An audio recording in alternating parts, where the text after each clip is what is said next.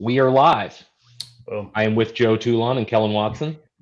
And we started a little bit early, and the guys will start joining us here in a few minutes. But before that, as we watch the replay, because we are on Facebook, YouTube, and our THP forum thread, so there's a ton of people who are going to follow along and catch it later. I wanted to ask each of you guys your background and how you got into the Callaway Tour Rep title, scene, whatever you want to call that. We'll start with Kellan. How did you get into it, and what kind of positions have you had with the company?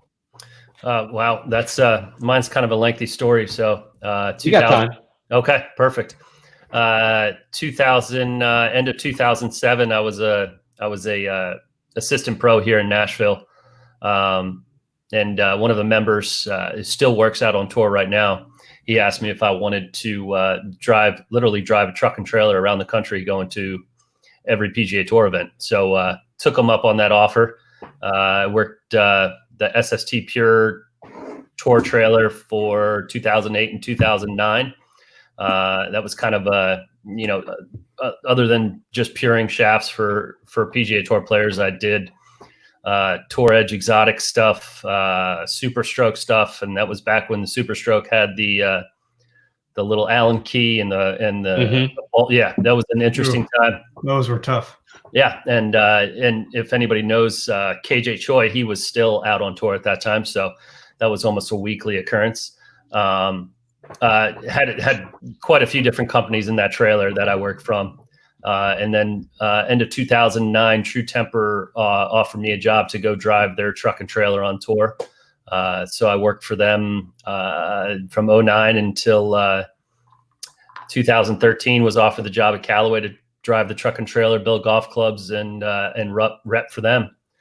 So 2013 to 2015, drove and built. 2016, did some repping on the web.com tour with all the Odyssey product and also all the Callaway product. This is going to be lengthy. No, we're good. 2017. Joe seems invigorated.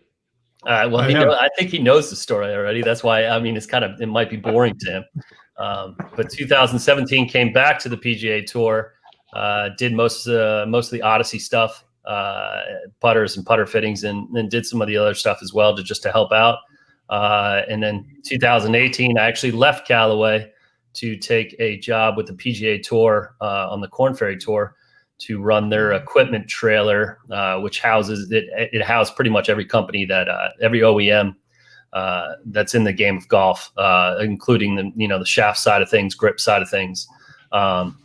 So did that, and then got offered the job back on the PGA Tour with Callaway beginning of November, end of October of the last year, and here we are again. So remind me when we end this thing. Don't hang up. I have a question to ask you. Joe, okay. Why don't you give everybody your background? A lot of people don't realize, that you worked at Toulon Design before this. I know that's ironic. You must have founded the company with the same name and figured that was the way to go. Yeah. I'll start a little bit before that. I mean, out of college, I played a mini tour for a couple of years, and I quickly realized that, I was not good enough, but it was fun to try. And it gave me a good kind of mindset on how to work with tour players that I'm working with now. But shortly after I stopped playing and stopped wasting my dad's money on the mini tours, my dad retired from TaylorMade in 2015, summer of 2015. About 6 days later, we started talking about Toulon Design, founded it shortly thereafter. We were actually there on our own for about a year, and then Callaway and Odyssey came in and acquired us. So late summer, early fall 2016 is when we made our way over to Callaway and Odyssey. My first kind of gig there was, first of all, helping with the onboarding of Toulon Design, and then I was kind of in the fitting department for a little bit, and quickly kind of transitioned into the tour department. At first, I was just kind of supporting the reps out there with Odyssey product from in-house. And then I took over full time. I would start going out to tour events probably 2 times a month. And then weirdly enough, Kellan was the Odyssey rep at the time. and he decided to take another job because he's, you know, too good for us. And so that's big time right there. Yeah, I actually filled Kellan's role as the Odyssey rep. What year was that, Kellan? Probably. Well, yeah, I think you came out full time. Beginning of 2018. So I think that's right. Honolulu. Man, that seems like it was yesterday, and here we are in 2020. I know. So so I've been in that role since early 2018, and now Kellan's back. So, but it was great to I was able to kind of learn the ropes from Kellan and from a couple of our other reps, Matt Hainline and Johnny Thompson, who were Odyssey reps even before Kellan and I. And so I really came in prepared because I was able to learn from those guys. So it's been great to work with these guys, and happy that, you know, Kellan's back in the mix. So team's back together. Before we're going to ask everybody they can submit their questions for you, because nobody really wants to hear mine because they'll probably have nothing to do with golf. But two things pop into my head. First is there's been a lot of talk recently on our forum about club fitting in general. We've had Club Champion on and the importance of club fitting. Can you guys kind of walk through, and I'll start with Kellan, why fitting is important, why getting fit is important, and as a person on the tour van who's fit the vast number of players on a large staff, why would anybody not do it? Why would anybody not do it? That's everybody should do it. I mean, it's a clear choice that when it comes to every club in your bag, even down to, and Joe will probably speak on this a little bit more, but even to the putter, there's a wide array of things that go into the fitting process. But at the end of the day, you want to get yourself in the best equipment that works for you. You don't want anything working against you. And I think that goes towards, when it comes down to it, when you look at the components, not only just the club heads that you're playing or you're trying to fit, but shafts, grips, getting the right size grip, getting the right flex in a shaft. You want the golf club to work for you. You don't want to work. You don't want it to work against you. And I think, when it comes to iron fittings, you kind of have to be, you kind of have to be humble in your approach to things. And I think some of the consumers out there, I think when, I've been in this kind of role where, with the consumers, fitting the consumers, I did a little bit of a fitting this weekend with one of our sales reps. And, the more honest they can be with you, the better it is. When the guy says that he hits the drive, he hits his driver 350 yards or whatever, the more information you can gather from those guys, the better fitting it's going to be. And I think the more that they're going to get out of it. So the fitting side of things, just to hit the ball solid, to take your swing, I'm I'm dancing around this, but I mean, it's the most. We can't tell at all. It's just it. You would never put clubs in your own hand that aren't fit, correct? Correct. And I mean, that goes back to like the first serious set of irons I got, which was like 1997 or something. Oh man, I feel old. I mean, it's just every club until you, and that goes for us too. I mean, and I don't play too much golf anymore because, my handicap is 3 kids. So it's one of those things, trying different shafts out. That, Joe? Mm-hmm. Yeah, he knows that. I got to give him one aside. Yeah. Left-handed. He's got to give me one aside. Even for us, like, just loft-wise on drivers, lofts on irons, lofts on wedges, shafts in drivers, shafts in fairway woods. It's so important to try as many things and to have the right people giving you the right stuff. And I think, if you've talked to Club Champion, I think they do a great job because they have a variety of things that you can try.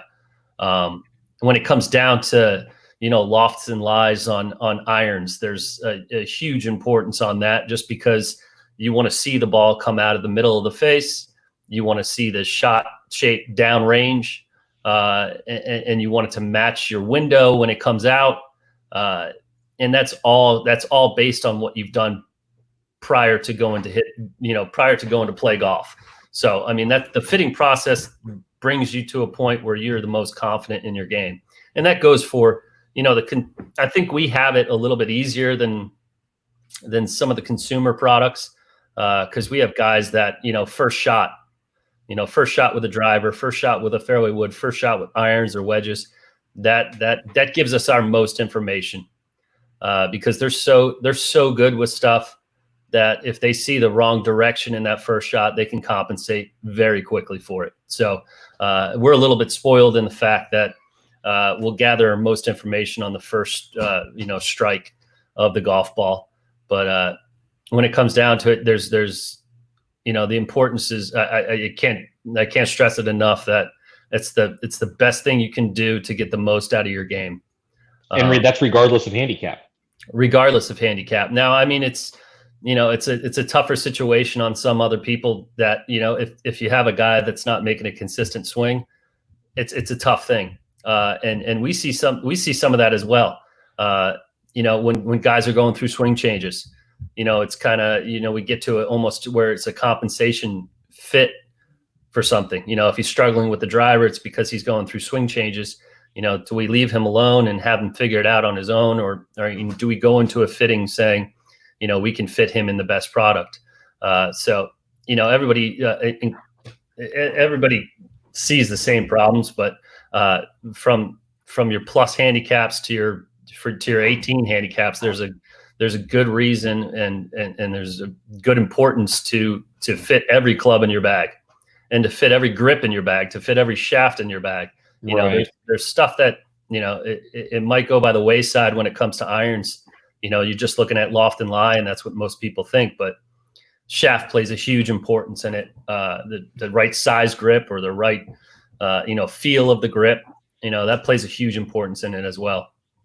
Joe, if somebody says, because he kind of covered the most important aspects, and that it's driver through putter, if somebody comes to you and they want a putter fitting, what do you think is the most imperfect fit on putter? What people go in, they find the brand they like, and then they just roll it a couple times on a carpet in a store and they buy it. What should they be doing? Should everybody be in front of a Sam Putt Lab? Should everybody be using a mirror? Or your guys' Callaway Odyssey system is pretty substantial with the lasers and everything as well. Yeah, I mean, ideally, if you have access to a Sam or an Odyssey fit board or something like that, that's what you should use. Just to reiterate Kellan's point, golf is hard enough, and if you're playing equipment that's not fit for you, you're making it even harder. So if you have access, or if you can work with a fitter with your putter, you definitely do it. I see a lot of people who, good or bad, they see someone use a putter on tour and they see him make a lot of putts for one round, and they go, all right, I'm going to go in and try that one. They make. Whoa, I chose my Odyssey putter based on that. So careful. Okay, so that's why I said good or bad, and in that case, it's good. But yeah, to just go to a golf shop where, a lot of times the putts break towards the hole. So they're gonna go in regardless. If you can get in a system and go through a whole fitting with your putter, loft is important. Loft is probably one of the most important things in putter fitting. But length, I mean, I see a lot of people, for lack of a better word, shorter people going into a store and buying a 35-inch putter off the rack. It's like, okay, if you're 5'6", 5'7", you probably should not be using, a 35-inch putter. But a lot of times they don't know any better, and they just go, okay, right, we'll buy that, and that's it. But golf shops, a lot of them have certain fitting things, and I think launch monitors are coming a long way in developing putting software and yeah, the GC like Quad that we use has a great putting analysis. That's yeah, exactly. Good. So all those things are super important. And then there's the personal preference side of things. So, feel that you really can only get by trial and error, and things like that, how the putter actually swings to you. You can kind of get an idea on, shape and what hosel has and all those things. But until you actually experience it, you don't know for sure. So even if you don't have access to Sam Putt Lab or Odyssey Fits or any GC Quad, anything like that, go to any golf shop, the Putter Corral, try a few different putters. You'll really get a good feel right away for what's working best for your stroke. We're going to take some questions from the people watching because there's a lot of them coming in. And I'll start with Kellan. This question's from Darren. If you can't see it, he asked, what's the most prevalent driver length on tour? And before you get into it, I actually got a statistic yesterday sent to me that what was 43 and a half and 44 10 years ago is now substantially longer, and they've kind of embraced the length as well. This is kind of a tough question to answer because the array of rulers that are used on the PGA Tour from each company. And I when I was at True Temper, I built a chart up. So I took I think it was a 7-iron or something, and I took that 7-iron to every trailer that was out there and measured it on every board that was out there. I measured every swing weight. I measured, Loft and Lie on every one of the machines, and the different array of lengths that I got off that was at first very confusing. And then as you go along, you understand that, the difference between the lie angle on these boards that are using it's just they crazy. Don't use the standard 60-degree seated. Well, in a way, they use a 60-degree seated kind of thing. Most prevalent driver length probably on tour is anywhere between 44 and a half and 45. Now, gotcha. You can say, for Callaway specifically, I would say it's, right at 45 if you were to take an average of all of our players. But it's, our 45 is somebody else's 44 3/4. Our 45 is somebody else's 45 1/4. It depends on what ruler you're on. So that gets kind of confusing, but I mean, that is the world that we live in. So that goes back to our last discussion on why you should get fit. Joe, this one that I'm throwing to you, what's the oddest pro request for equipment you've ever had? Because I know that there were some unique ones when Toulon Design first came out, but I know when you were doing the majority of the Odyssey stuff, you've had some crazy requests. Yeah. It's amazing how creative the tour players can get, I'll say. The last crazy one that I can remember is for a right-handed player. He wanted to try a right arm lock putter. So why? Mm-hmm. So the player, I'm not going to mention names here, but he was a former belly putter user, and obviously he's looked around at different things since that was banned.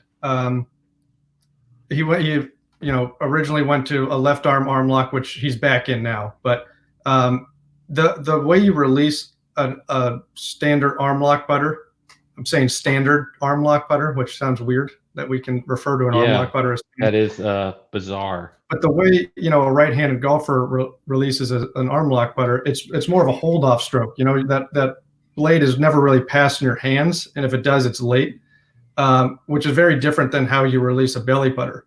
It's a pendulum stroke where it kind of passes your core during the stroke. So his idea was to get an arm lock putter up the right arm, thinking that it would release a little bit more like he's used to naturally for him, more of a right arm release. So we tried that. We tried a couple different models, and we got something that was actually sitting pretty square. And I don't think he ever put it in play. He got very close to putting it in play. But then I think he just got a little spooked because it's odd looking, and it would take a little while getting used to. And I think at that time we were in kind of the thick of the season. So probably not best to be experimenting with good something idea like that at the time. But yeah, the shaft bend on that was pretty unique. Kellan, this one is one we get almost daily. How does it work when non-contract players come to the van and ask for fitting or for equipment to try out? Because I know it happens nearly every week.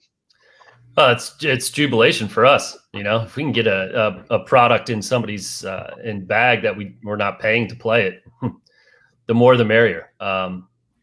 It's usually when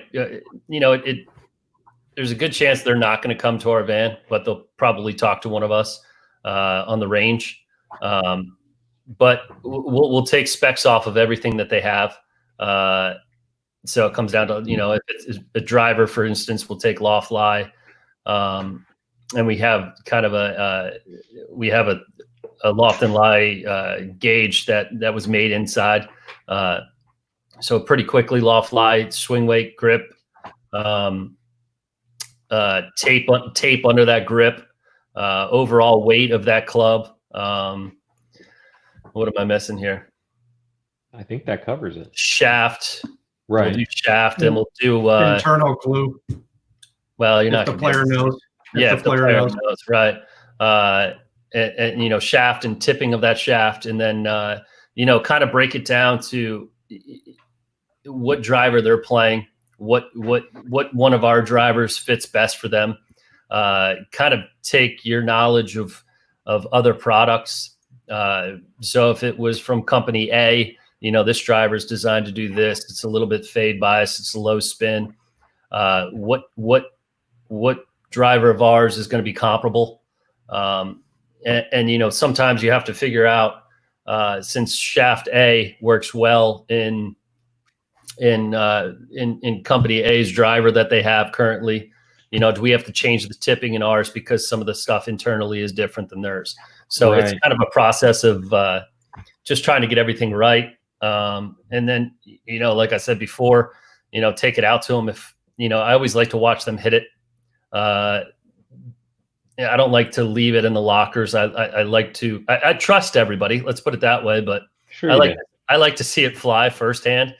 And then, if it's good, if it looks like a good window, if it looks good shot shape, the best test that they can give it is take it to the golf course. So, there's a lot of thinking going on. There's a lot of stuff that you have to put together when somebody brings in a different company's golf club.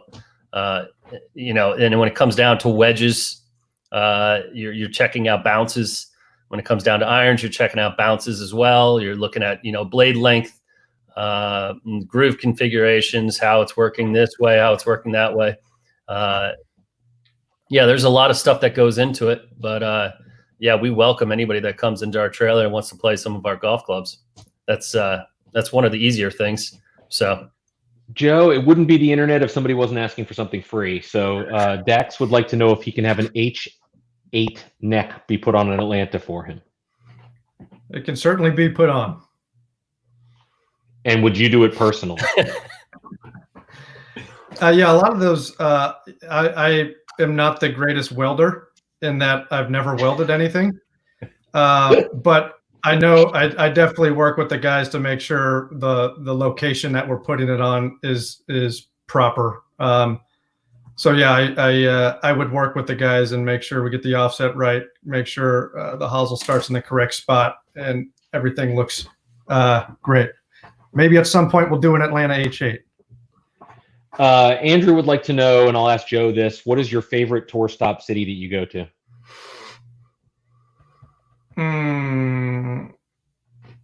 It's always kind of nice to go to Pebble Beach. You poor thing. Just 17-mile drive, and we don't stay too far from 17-mile drive. So, we'll take an early evening, go to the beach or something like that. Those views never get old. Walking around Pebble or just kind of walking around the area, it's a pretty special Now, if place. there was a tour stop in Madison, would you have said that? I don't know. That depends on what time of year.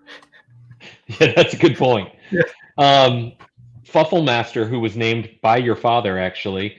Okay. Kellan, what PGA players ask for a club or shaft change during a round? Now, you should note that the van isn't necessarily there during a round, but does it happen ever? No. It could happen where, somebody breaks an iron during a course of play, and then, maybe we overnight something to them the next day. But I will take you back a year or two when I was on that Corn Ferry trailer. I would stay on Thursdays until about 2:00. So I did get some Korn Ferry Tour players that would come in after their round or prior to their round on a Thursday morning to check some other stuff out, which is an indication of, their confidence in what they have in the bag. So yeah, you can't change a club or shaft during a round. So yeah, that would never happen, but it's, maybe we'll send something out to them the next day if they're struggling with, whatever they have in the bag. For Kellan again, Michael wants to know, does he see a dog in a green jacket in the background? Absolutely. So really good friend of mine I went to high school with. I grew up about as far northwest as you can get in New Jersey. Lucky you. Of course, great state, the Garden State.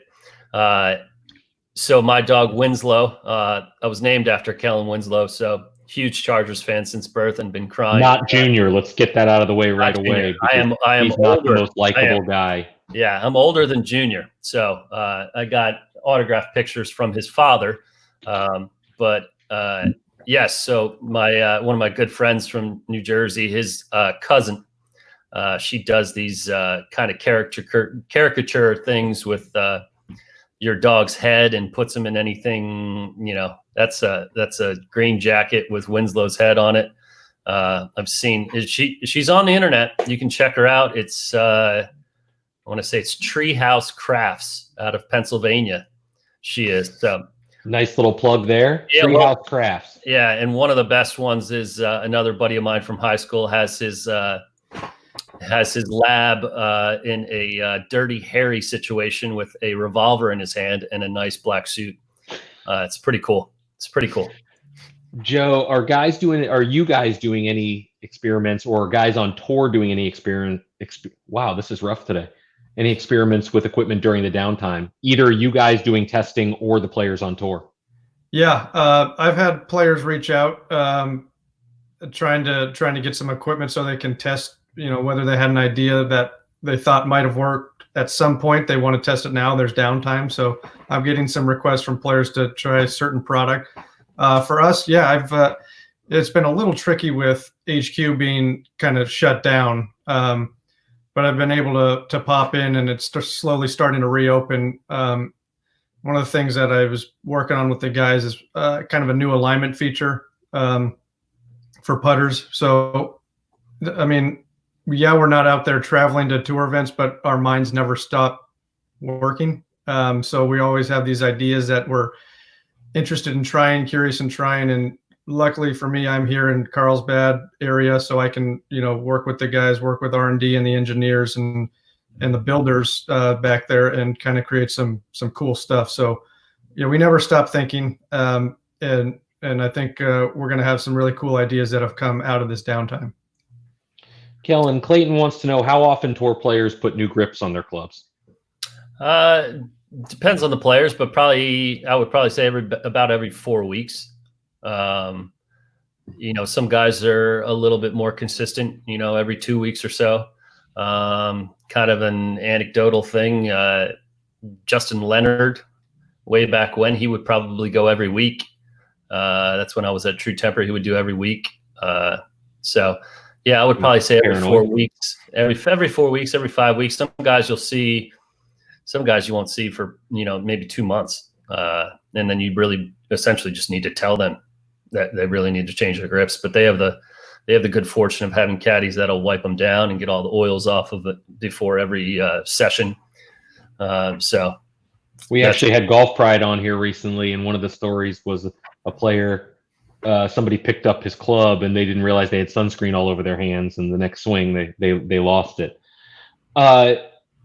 One of the things that we come across a lot is rare questions, and you kind of talked about it with the putter and the arm lock, but Neil wants to know, what's the most off the roll request you've received from a player, Kellan? Because you've worked for everybody, it seems like. Oh gosh, this is an interesting one. Wow, dead air is without not naming good. Names. You could go pretty crazy. Yeah, but I mean, I just, let like Joe will find out when he has more kids. I can't remember what I had for breakfast yesterday. I would probably say, I don't know. I mean, there's some wedges that we've, put some mega offset in, where, it kind of looks like if anybody's familiar with Phil Mickelson's putter, there's some 60-degree wedges that we put some ridiculous offset in.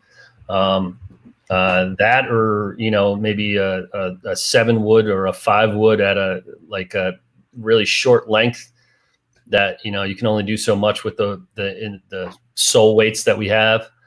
So internally, you're weighting it like crazy with hot melt. That's Joe might have Joe's answer from before is probably the best answer ever. That's pretty crazy. And while we're here, my wife wants you to give the name of the place that did the dog painting one more time, because she's already ordering something. It's a good thing. Let me make sure that this is the exact website. That would be bad. It is, yes. So Treehouse Crafts LLC. Okay, Morgan, there you go. Michael wants to know, how quickly can a putter be turned around if a player wants a specific insert versus what is stock? And that one we get probably daily, because some of the guys are still using the older insert, although not as much now with the newest ones that's come out. But how hard is that for you guys to do? We don't do it on the tour truck just because we would have so many different shapes of inserts. And if we were to stock, the last 6 inserts that we've done in every different shape, that's all the truck would have on it. But when those requests come in, we can say it's if we're in Florida and it's Monday at 2 p.m., we can have that there by 10 a.m. the next day. So good Lord, we can do it in a day. The actual process probably takes an hour for cure time and all that kind of stuff. So pretty quickly, but some shapes are unique. Some shapes were not made in a specific line, so the insert wasn't totally fit for that perfectly. So we have to do a little bit of grind into the insert and make sure it fits in there nicely. So some of those ones can take a little bit longer, but yeah, it can happen in an hour if we're really pushing for a tour player. Kellan, Golfing with Dad wants to know how often he should have his Loft and Lie checked on a set of forged irons. Depends on how much you're playing. So if you're playing a lot, or if you're hitting a lot of balls, off mats, I would probably check them pretty often. And depending on, I don't even know how much does that cost to get your Lofts and Lies checked? I have no idea. I have a Loft and Lie machine. So. Yeah. I mean, I'm guessing that, a handful of dollars per club. Yeah. So, I mean, after a while, if you're playing quite a bit, I would probably invest in your own Loft and Lie machine for the garage or something. Get a Mitchell. They're the best. Mitchell's good. There's a couple other companies out there that I'll plug too. MR3 is a good one. It's the blue machine. That's pretty good as well.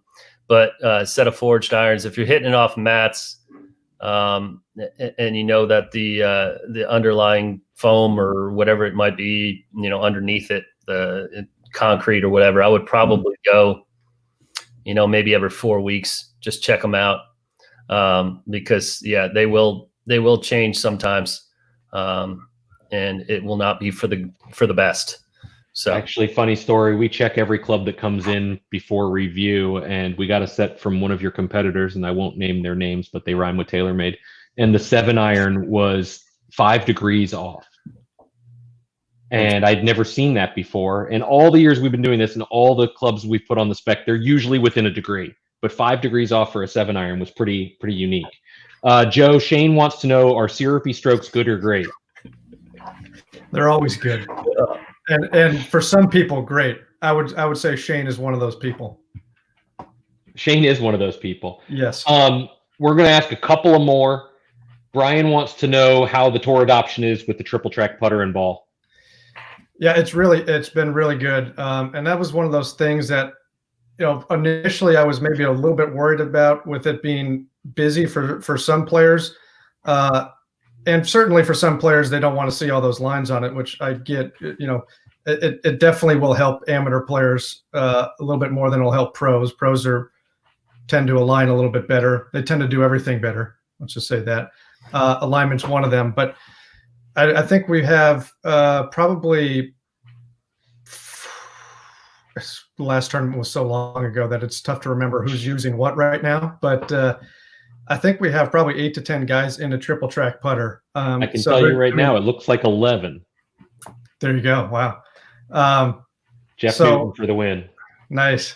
So, yeah, I mean, even tour players can see the benefits of the triple track. And, we've done testing with players and with amateurs and the majority of people are better with triple track. So it's something that I highly encourage everyone to check out. At least it doesn't hurt to try it. I can pretty much guarantee you're going to be better, especially if you pair it with the ball. And Kellan can talk a little bit more about the triple track ball, but I think we have close to 50% of our guys using a triple track ball. So some guys actually just like it because they don't have to draw lines on the ball anymore. So that's been helpful. It's a funny story that you mentioned that about the putter and try it, because I was one of the guys when I first saw it, and we're going back a while ago when I first saw it, when it was just in prototype stage. I said, that's absurd looking. There's no way. We had the granddaddy guys come out. They all got fit for a putter. Joe was involved with that. Yeah. And they did a laser thing before fitting even started. Just hear us out, guys. Try this with a laser. Try any putter you want in the room before the triple track and try it afterward. And 12 out of 12 guys were substantially closer to the middle of the hole aiming with the triple track. So that part is rather unique. I haven't adopted it yet, but the marksman's on its way, so it will be happening because Luke always wins. Yes, he does. Kellan, can you touch on the ball a little bit? The ball is probably it really depends on what the player loves, but the ball is probably the easiest thing to transition into, especially if you like to line things up. There's some guys that'll use it in different ways. Some one of those guys, I use it off the tee. I line it to first baseline just to keep me from going over the top. And for me, the little golf I like to get that I play, anything inside probably 20 feet, I'll line the lines up the way they're supposed to be. But anything outside of that, I'll put them I'll put them parallel to the putter face, just so I know I have the putter face, in the right alignment. Bizarre. Yeah, because if you concentrate on that line and you don't concentrate on the speed you have to do, you get a little bit carried, you get over focused on what that line is. So and then it's this time of year, if we weren't going through this pandemic right now, this is pure member guest time. So those that like to imbibe, in the morning, you don't have to spend look at the line in the middle. Yeah, you don't have to spend 20 minutes putting a line on your ball. So there is that. I think the last question I'm going to ask, either one of you guys can answer. Do you guys do custom Farrells on the truck? I don't know why this is a thing. I want Farrells to go away. They have zero purpose whatsoever. Just get rid of them. Companies can make the hosels kind of, I don't know what the correct term is, but bend in towards the shaft and be seamless. There's no reason for these anymore. Who is going to join the club of death to Farrells because they're terrible? Nobody.